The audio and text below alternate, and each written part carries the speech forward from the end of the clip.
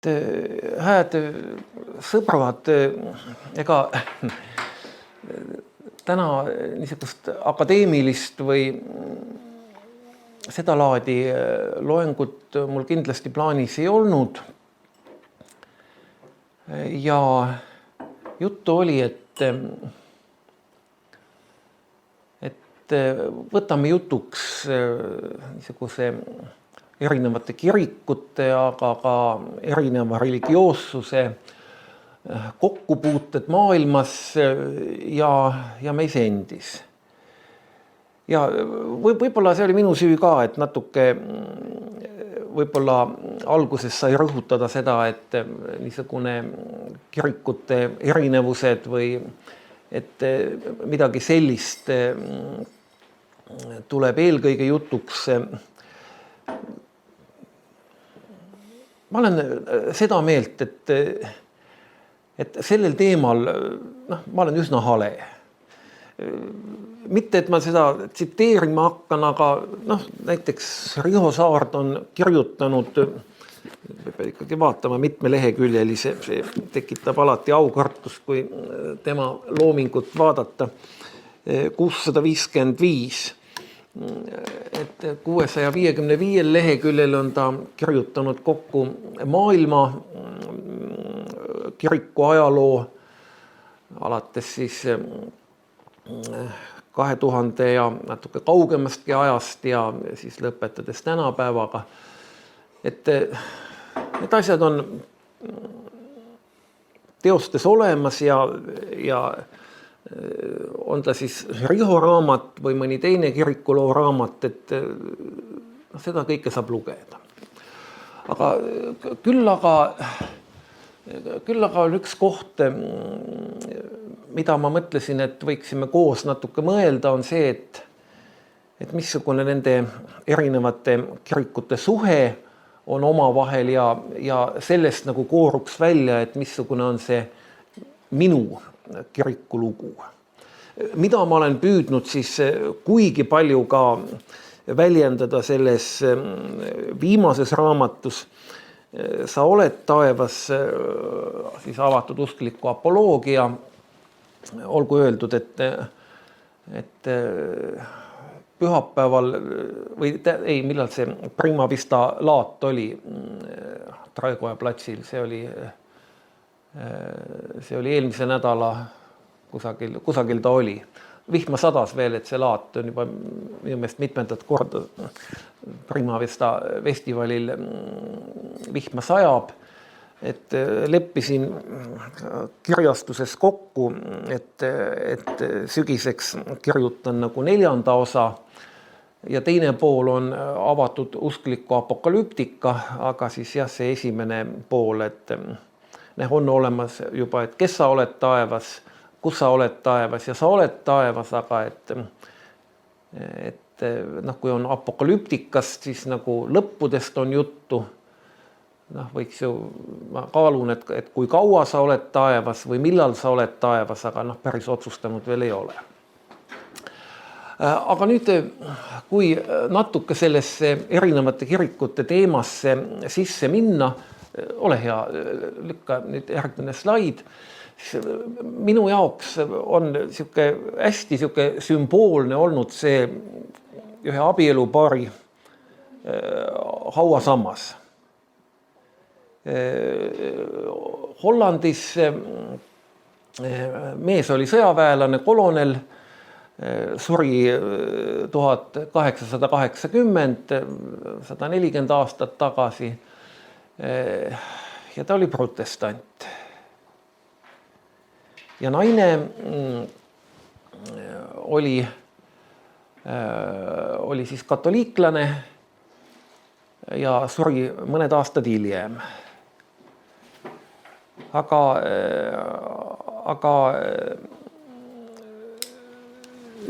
see on siis Hollandi linnas Roermondis, ma ise ei ole seal käinud. Mehe nimi oli Van Korku, ma eesnimesid ei teagi, mul on ainult nimetähed, Van Korkum. Ja see oli siis katoliiklik kalmistu. aga protestante tol ajal sinna matta ei tohtinud. Ja siis minu jaoks on see nende abielupaari, kes vähemalt minu andmetel elas väga kenasti, õnnelikult koos, on teatav niisugune etteheide niisugustele kirikute omavahelistele suhetele, et müür jääb nagu seda viimast puhkepaika ikkagi lahutama, kuigi ega ta ei lahuta ka, see hauasambaga on see ühendus loodud, aga need on sellised valusad asjad ja tere, et ega lõpuks on ju niisama valus on ka Tammsaaret lugedes, kuidas Juss enesetapjana peab ta matma kalmistu müürist väljapoole. Et need on need asjad, millest nagu minu meelest peab õppima. Ja mulle tundub, et me ikkagi tänapäevaks oleme õppinud. Ma tahan nüüd veel ühte järgmist slaidi ka näidata, mis pärineb umbes samast ajast ja see ei ole üldse usuõpetuse õpik, see on geograafia õpik. Mul kodus juhuslikult see oli. Autor on Voldemar Friedrich Gentmann ja minu kodus oli 8 trükk, mis tähendab, et väga paljud meie vanaisad ja vanaemad on tõenäoliselt õppinud sellest õpikust. See oli hästi, minu teada tehti sellest üle 10 trüki. Ja me näeme, et kuidas neid samu teisi rahvaid on hinnatud, ma ei ole, kirjaviisi olen ka samaks jätnud, et kuidas neid siis on hinnatud. Küllalt palju ka usu alusel, ja loeme, et Aafrikas on pagana pimedus, pagana siis ütleme niisugune mitteusuline või ja sulgudes on ka veel seletused, et ropelu, vägivaldsed teod, inimeste ohvrid, tapmised, väga kole, ega pole rahval mingisugust vaimu harimist, tundmist ega osavust näha. Ameerika kohta on selgelt öeldud, et nad on paganad, ei taha õppust võtta ja vihkavad eurooplasi ja Austraalias tunduvad elavat ikkagi täiesti lootusetud tüübid, et nad on vaimu poolest hirmus toored, inimeste sööjad, pimedad paganad. Ja ikkagi selge vahe, et ega nendest paganatest midagi loota ei ole. Ja aeg on ju umbes sama, kui see hauasammas või see Hollandi abielupaar suri umbes samal ajal, kui see meie geograafia õpik ilmus. Ja siis see on nüüd siis see koht, kus nagu mulle tundus, et jah, me oleme palju õppinud ja on oikumeenia ja on niisugused kirikud käivad üksteisel külas ja on paljude kirikute vahel on armulaua osadus ja töötavad komisjonid, mis uurivad, et missugustes niisugustes punktides nagu kirikud on tegelikult üksmeeles, kus koha peal nad võib-olla veel natuke kahtlevad. Aga mingitel hetkedel mulle tundub, et lööb niisugune see vahet tegemine, et ikkagi katoliiklane olgu omas ja protestant olgu omas surnuaias ja õigeusklik olgu omas, et mingil hetkel lööb see välja. mingitel hetkedel lööb see välja ja kui nüüd järgmine slaid panna, siis kui ma kõnelen ka oma väikesest raamatukesest, mis oli siis 3. selles avatud uskliku sarjas, siis aeg-ajalt mulle meeldib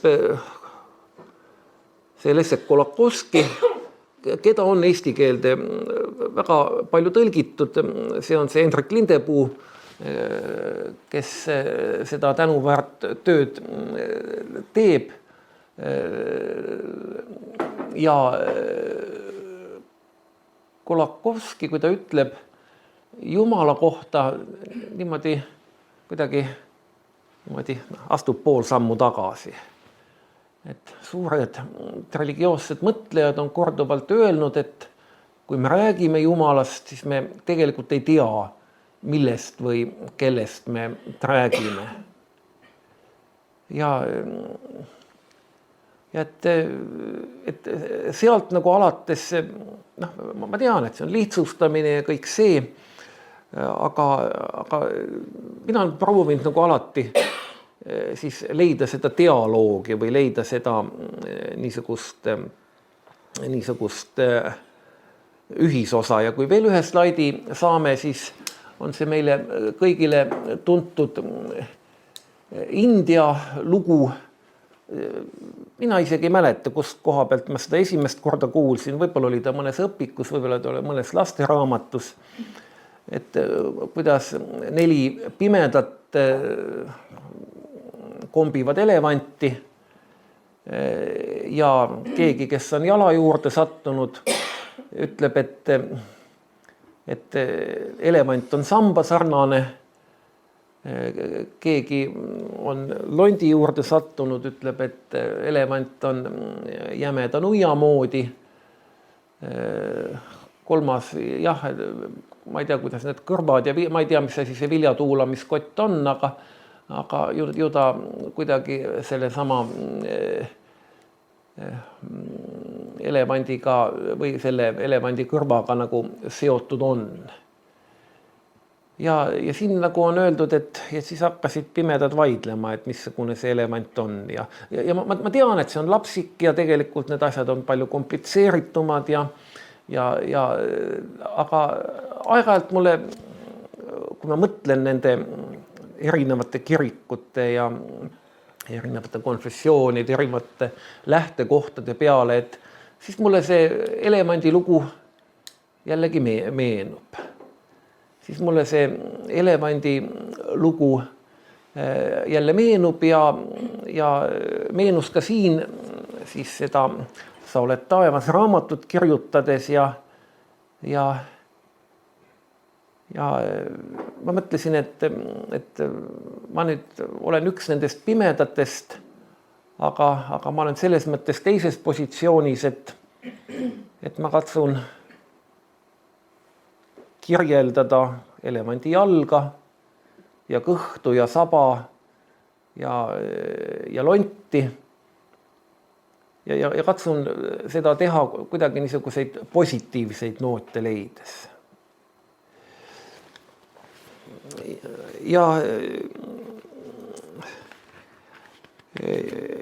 Ja mul üks esimesi ja kuna see alal või see teine pealkiri on, et avatud uskliku apoloogia. Apoloogia tähendab kaitsekõne. Kaitsekõne vanast Kreekast on siis ju hästi tuntud Sokratese apoloogia, kus Sokrates peab, kui teda süüdistatakse, millest ta ka süüdi jääb, olgu etteruttavalt öeldud, süüdistatakse niisuguste kahtlaste jumalate juurutamises ja noorsoo hukkaajamises või noorsoo rikkumises. Et Platon on siis Sokratese suhu pannud niisuguse kaitsekõne ehk apoloogia ja ka esimesed kristlikud teoloogid olid apologeedid, kes pidasid kristlikule usule kaitsekõnesid ja mina siis kuidagi otsustasin, et katsun ka pidada erinevatele kirikutele lühikesi kaitsekõnesid.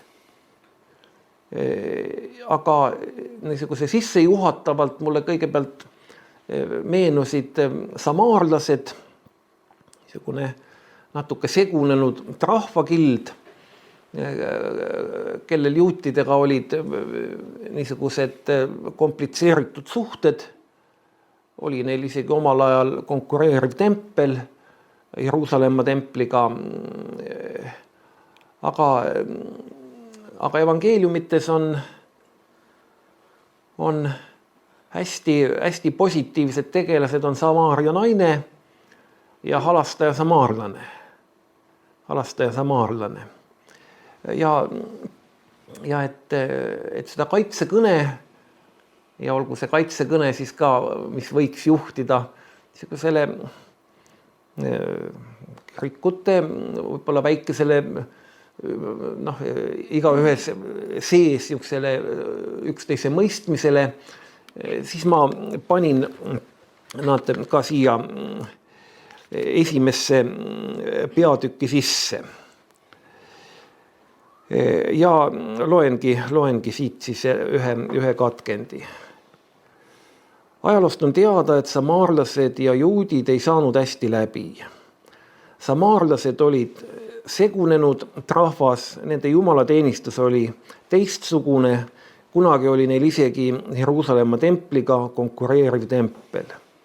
Evangeeliumites jäi Samaaria naine sugugi ainsaks oma rahvakillu esindajaks, keda esile tõstetakse, lugu halastajast samaarlasest, kes aitab röövlite poolt läbipekstud teekäijat, kellest preester ja leviit peatumata mööda läksid, on ehk tuntumgi.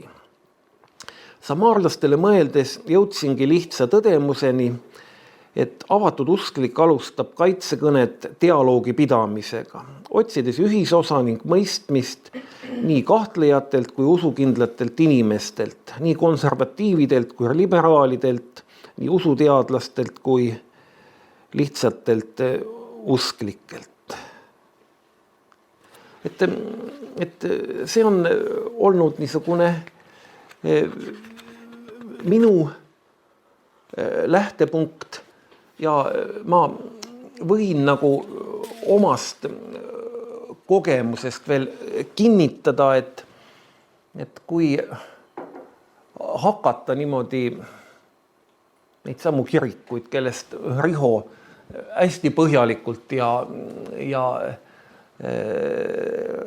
kirjutab, et kui hakata neid vaatama niimoodi, otsides niisuguseid rõõmsaid ja positiivseid tegelasi, et siis nad muutuvad kuidagi omaseks ja kuidagi see elevant, millest pimedad esialgu kobasid vaid jalga ja saba ja lonti või nii nagu nad ütlesid, sammast ja nuia ja köit, et see nagu muutub vaikselt terviklikumaks.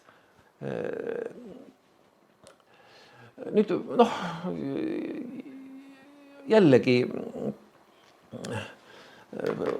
mõned inimesed armastavad skeemides mõtelda.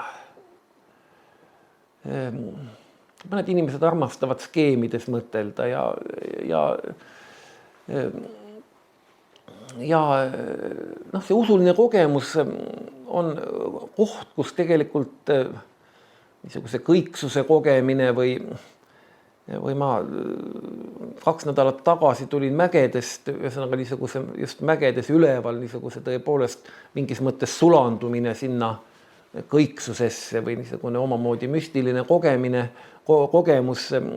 Tundub, et see on religioonidele, aga ka kirikutele suhteliselt universaalne ja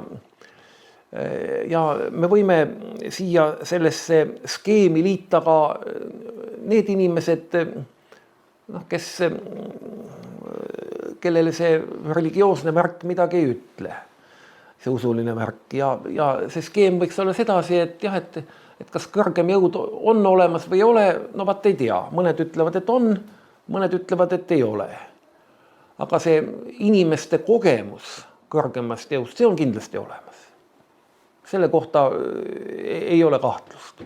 Inimeste kogemus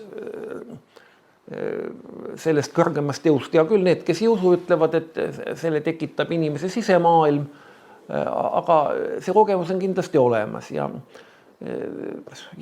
niimoodi religioonide tasandil me võime jagada, et on olemas kristlaste kogemus ja budistide kogemus ja võib-olla moslemite kogemus.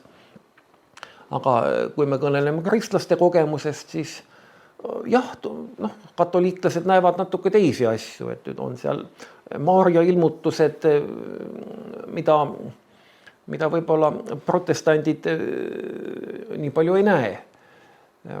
Maarja ilmutused, mis on, mõnikord on väga kuulsad, mulle hästi meeldib tegelikult, ma isegi ei tea, kes on selle ütluse autor, et kui 1000 aastat tagasi, no võtame siit lähedalt Tähtvere, Tähtveres metsa ei ole, Tähtvere pargis, 1000 aastat tagasi tõenäoliselt oli seal võib-olla mingi mets. Et kui 1000 aastat tagasi keegi nägi seal niisugust elendavat kuju, siis ta ütles, et ohoo, metsaldjas. Kui 500 aastat tagasi keegi nägi selles pargis elendavat kuju, ta ütles ohoo, ingel. Ja kui nüüd ütleme, homme keegi näeb seal elendavat kujust, ta ütleb ohoo, ufolane. Et küllap see elendav kuju võib ka sarnane olla, aga tõlgendus, niisuguse, ma võtsin praegu väga laialt 500 aasta kaupa, et see võib nagu selgelt erinev olla. Aga selles usulise kogemuse puhul ka, siis kui me ütleme, et see on olemas kristlaste kogemus, siis jah, see võib-olla seal on teatud nüansid, teatavate niisuguste, nii nagu ma ütlesin, et katoliiklastel võib-olla oma see Maarja ilmutused, võib-olla õigeusklikel võib-olla kellegi pühakuga kohtumised, protestantidel võib-olla siis pigem ka see ingel ja võib-olla niisugustel uutel usunditel, mormoonid kõnelevad väga selgelt siis jälle oma lugu. Aga ja kui nüüd teha mingisugust suurt, hästi üldistust, mis ei pea paika, mis tõenäoliselt ei pea paika. Aga mulle aeg-ajalt meeldib teha, et lihtsalt natukenegi seda kiriku lugu nagu ütleme, inimesel on komme neid kuidagi paigutada või kuidagi neid lugusid klassifitseerida. Et hästi laialt ma olen ikkagi nagu kuidagi püüdnud nagu leida sealt kirikuloost niisugust kahte lähenemist. Et üks, mida võib niimoodi hästi laialt nimetada staatiliseks vaateks niisugusele usuloole või kirikuloole. Ja ikka on neid, kes ütlevad, et see ideaalne usk ja see arusaam oli võimalikult lähedal Jeesuse eluajale ja kus ka sündis 4 pühi ajal siis kirik. Ja seetõttu, et kehtib nagu see, et mida vanem, seda parem. Et kui mingi traditsioon on vana, sellega juba on tal teatav nagu siuke legitiimsus või õigustus on olemas. Et ikkagi hoiame neid vanu traditsioonilisi asju, et ta on natuke, seal on niisugused omad nüansid ja kui me kõneleme veel mitmetest kirikutest, siis sageli tähtsustatakse neid sündmusi, mis on sündinud selle kiriku sünni lähedal, on ta, kui on tegemist teatud inimesega seotud asjadega, ütleme luterlastele, siis Martin Lutheri eluga, metodistidele John ja Charles Wesley asjadega ja noh, see igatsus selle vana ja vanasti oli ikkagi see usk oli natuke selgem ja parem ja õigem ja mulle hästi meeldib see old time religion, vist baptistid laulavad seda, aga ka teised. Vana aja usk. Jah, et anna mulle seda vana aja usku, see on niisugune, ma viisi ei pea, muidu ma laulaks, tähendab. Nagu, ja teine pigem dünaamiline, et kiriku algusaegadest ei leia seda tõde, et Jeesus ütles ka Nikodeemusele, et te ei usu, kui ma räägin teile maistest asjadest, et mis siis veel taevastega on, et inimesed ei ole veel päris kõikideks asjadeks valmis ja võib-olla ka jüngrid eksisid ju tihti ja kiriku arenedes paljud asjad said selgemaks ja nüüd ikkagi üldiselt niimoodi ei tehta, et kui on inimesed õnnelikus abielus olnud, et siis et surnuaed peab nad lahutama, et niimoodi ikkagi enam ei tehta ja et see on pigem nagu see kiriku lugu on niisugune liikumine niisuguse täiuslikkuse ja võib-olla natuke niisuguse sügavama mõistmise poole ja see toimub kõikides kirikutes, kusagil võib-olla natuke aeglasemalt ja võib-olla natuke enam traditsioonile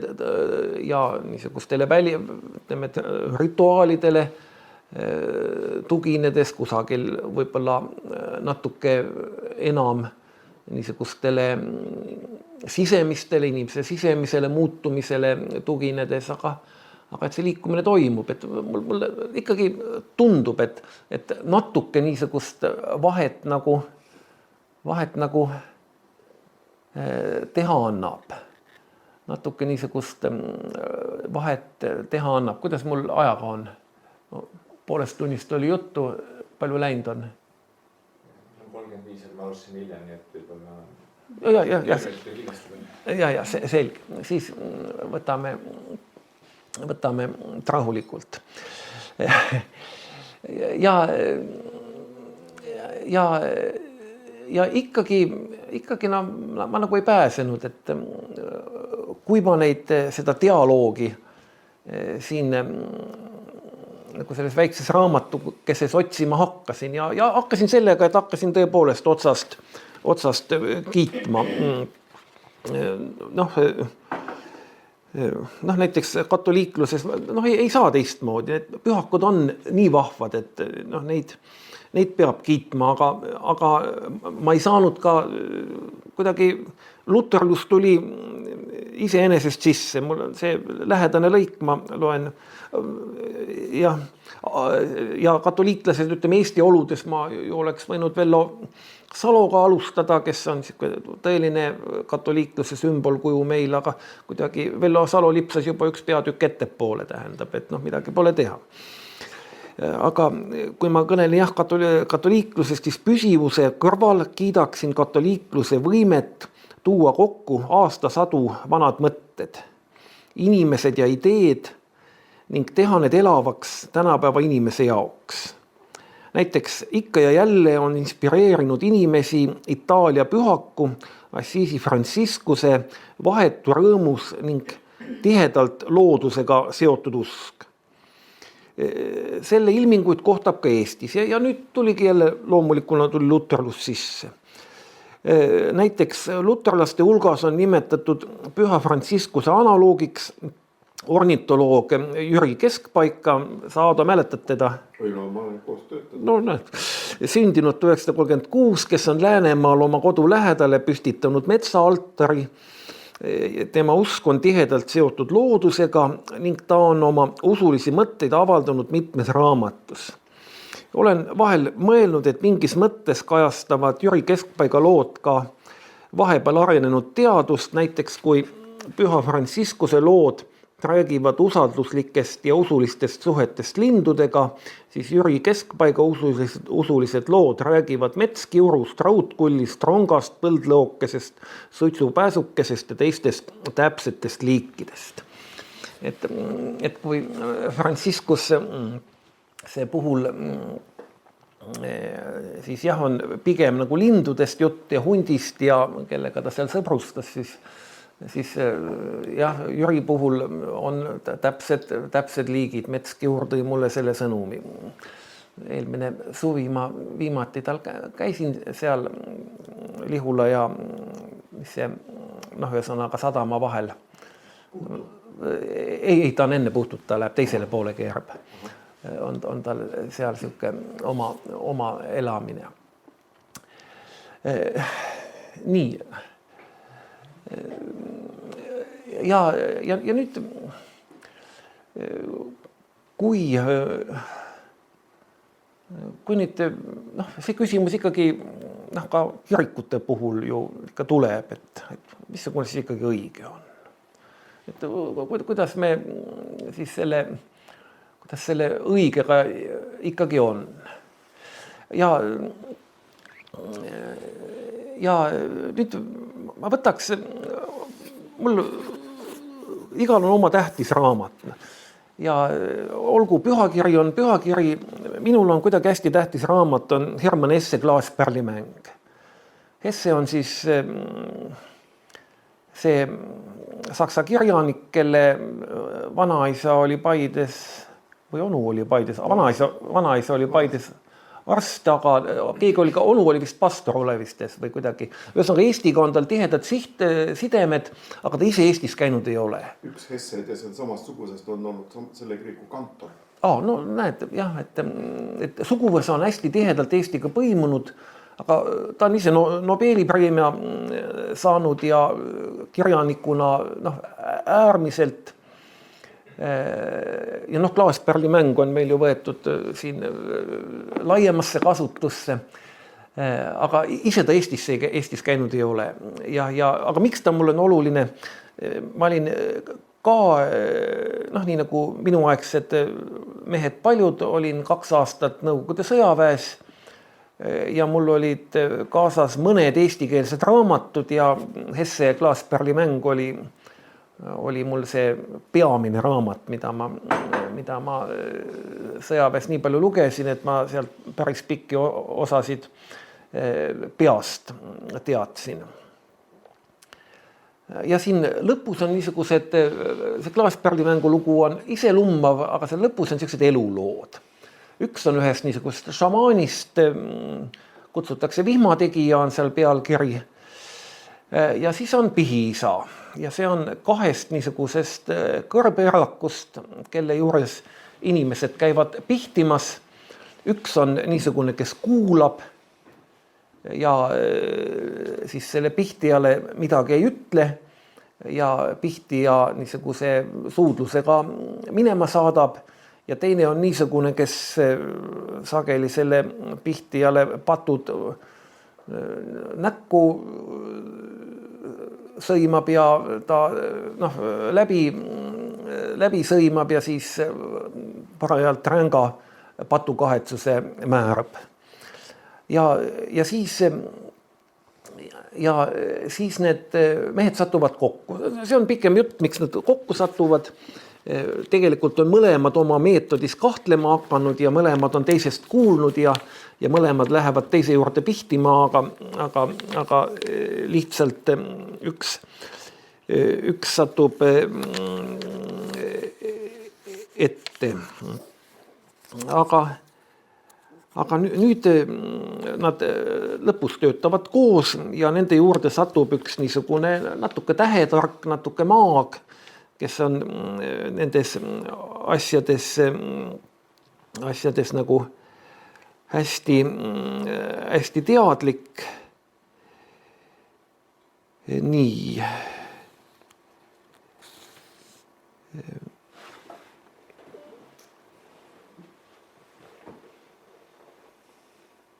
Joosef on siis selle tagasihoidliku pihiisa nimi ja Dion on siis selle niisuguse tõreleja nimi. Harva lubas Joosef endale mõne küsimuse, nagu tookord, kui üks õpetatud mees või kaunis hing läbisõidul Dioni juurde sisse astus. Tollel, nagu jutust selgust, oli maagide ja tähetarkade hulgas sõpru.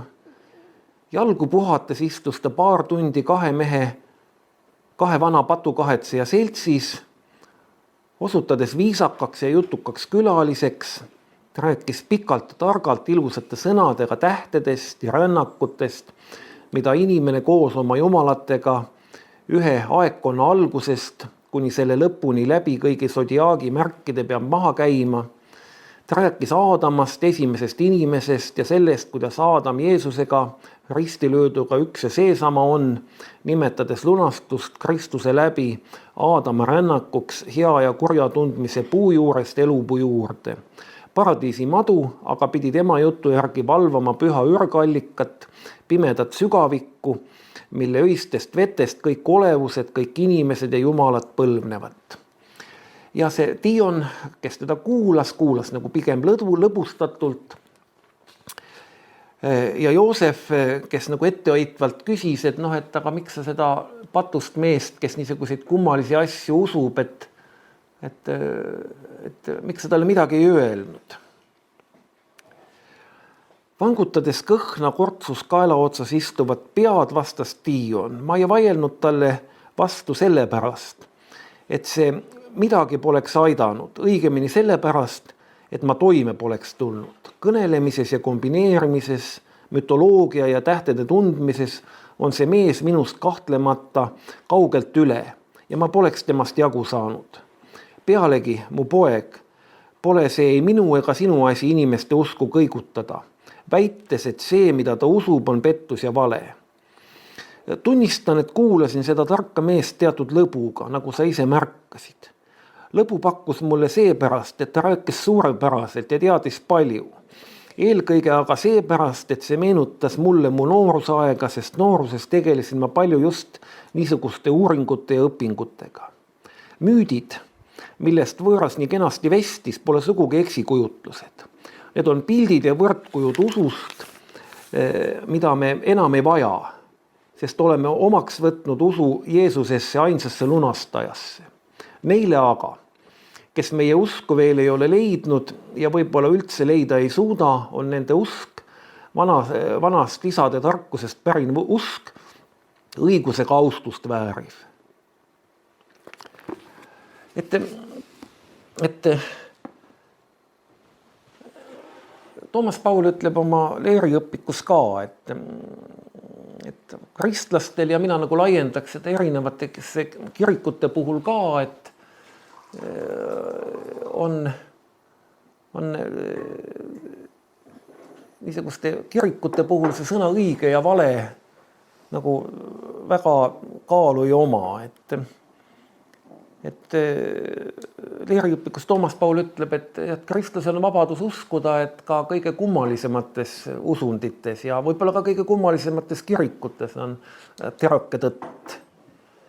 Ja eks need võimalused nagu religioonide või kirikute vahel, tõenäoliselt mina olen nagu 4 tükki leidnud, et kuidas neid suhteid mõtestada, et võib-olla üks, mis on võib-olla kõige niisugusem lihtsam, et on õige ja teised on miskis mõttes valed. Siis niisugune Mahatma Gandhile sageli toetuv niisugune ütlus, et nad on erinevad teed, erinevates keeltes, erinevates kultuurides väljendatud teed, mis tegelikult nagu liiguvad ühe eesmärgi poole.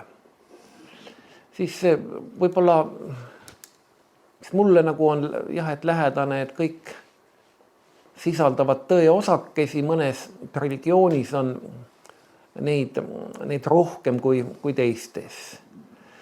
ja mulle tegelikult kohutavalt meeldivad ka poeetilised seletused, et see on üks vana Gottfried Lessingi näidend, mille pealkiri on Naatan tark. Naatan tark. Ja see on mõistujutt, mis on küll 3 abrahamlikust usundist, aga see mõistujutt võib olla ka 3 kirikust või võib-olla 30 kirikust, võib-olla 300 kirikust. Palju need on, ega ei tea mina. Ja et see on mõistujutt sellest, et isal on üks võlusõrmus, mis selle kandjale annab niisuguse rikka elu, mis on Jumalale ja inimestele meelepärane. Et ühesõnaga, selle kandja elab sellist elu, millega ta on õnnistuseks nii teistele inimestele kui Jumalale. Aga nüüd ühel isal on 3 poega. Ja need on talle võrdselt olulised, võrdselt armsad. Aga sõrmuseid on 1. Ja siis isa laseb teha 2 sõrmust, mis on originaalile nii sarnased, et ta ise ka nendel enam vahet ei tee. Mis on originaalile nii sarnased, et ta ise ka nendel vahet ei tee. Ja ta annab igale pojale sõrmuse. Ta ei tea, kellele originaal läheb. Ja mulle ta selles mõttes meeldib, et kui sa kuulud kuhugi kirikusse ja usud, et sinu sõrmes on see originaal või ehtne või tõde esindav sõrmus, siis näita seda oma eluga. Ela sellist elu, mis on meelepärane Jumalale ja teistele inimestele ja näita seda oma eluga. Ja see mõistujutt nagu ka selle tõe küsimusi jätab niimoodi peenelt vastamata, et tõde on olemas, võib-olla neid tõe osakesi on kusagil rohkem, aga näidata seda sa saad ainult oma niisugusele Jumalale ja inimestele meelepärase eluga. Ei millegi muuga. Et see oli siis niisugune sissejuhatus või mis ta oli? või niisugune kokkuvõte,